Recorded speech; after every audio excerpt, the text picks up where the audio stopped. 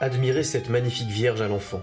Il s'agit d'une œuvre célèbre, peinte en 1465 par le maître florentin Fra Filippo Lippi, qui est intitulée La Vierge à l'enfant avec 2 anges, ou tout simplement la Filippina. Le thème de cette œuvre n'a rien d'exotique à l'époque, mais c'est plutôt son traitement qui est original. En plus de la Vierge Marie et de l'enfant Jésus, 2 personnages sont ajoutés par le peintre. Il s'agit de 2 anges qui portent Jésus. Le tableau est extrêmement soigné et chaque élément est traité avec une infinité de détails. Le paysage est une pure invention de l'artiste, c'est un paysage côtier, avec des falaises et une enceinte fortifiée.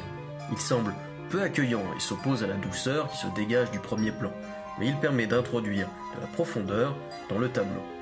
La Vierge, main jointe en prière, est assise sur un riche fauteuil et vêtue comme une femme de la haute aristocratie de l'époque.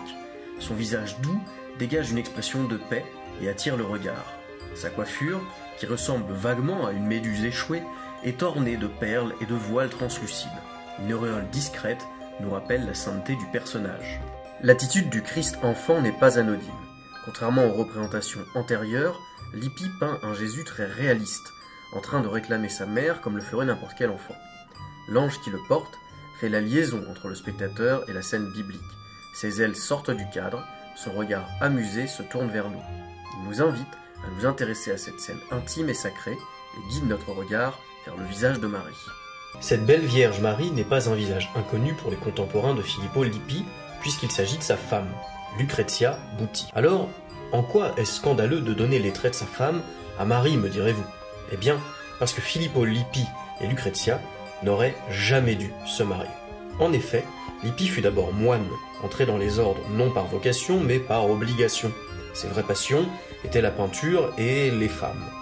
Il ne respectera donc jamais son vœu de chasteté et sera considéré comme un moine scandaleux à son époque. Mais comme il a beaucoup de talent et des admirateurs haut placés, comme Côme de Médicis, on lui fiche la paix. Mais en 1452, Fra Filippo Lippi devient le chapelain du couvent de Sainte Marguerite.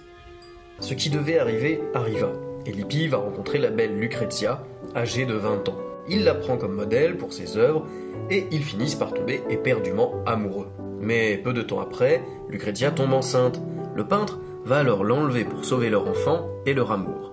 Il sera aussitôt accusé par la justice florentine d'avoir corrompu une jeune et innocente nonne. Mais heureusement pour eux, le mécène de Filippo Lippi, Côme de Médicis, intervient alors auprès du pape Pie II et obtiendra la grâce de Lippi et Lucrezia et la relève de leurs vœux religieux. Tout est bien qui finit bien, et en 1458, ils finissent par se marier.